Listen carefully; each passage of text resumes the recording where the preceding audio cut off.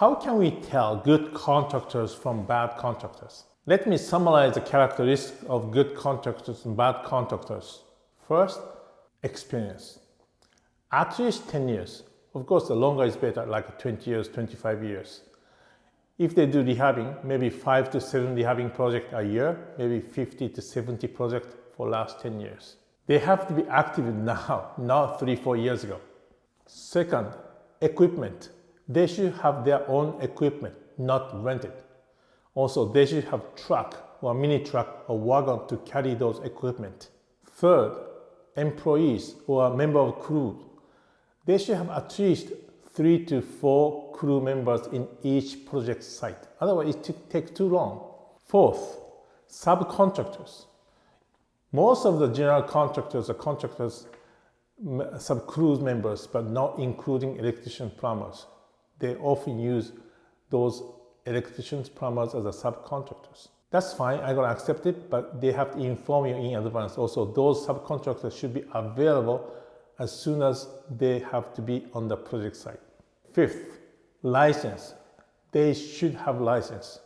If you don't have license, they don't take responsibility. We never work with the people who don't have any license.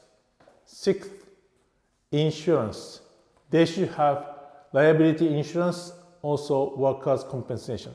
If they don't have those insurance, you have to take responsibility for that. Seventh, financial stability. They should have some financial stability. They should have some fund to start the project by themselves. Also, they cannot have a bankruptcy in the past, at least past 3 years. Eighth, computer skills. They should be able to use computer to make documents and report to you. Ninth, communication skills. Emails, texts, or phone calls, they should have good communication skills with you. You don't need to chat them. They're gonna give you a good communication and report every day. 10th, referrals. At least they should give you 3 referrals to show you their project in last 1 year. 11th, sample project. They should have some project they're working on right now. They can show you the quality of their work. Bad contractors, those are completely opposite of good contractors. First, desperate. They don't have project right now, means they don't have any income. Therefore, they are desperate to get project right now. Therefore, they're gonna asking you, calling you, Steve, do you have any project right now for me? They're gonna bother you a lot every day.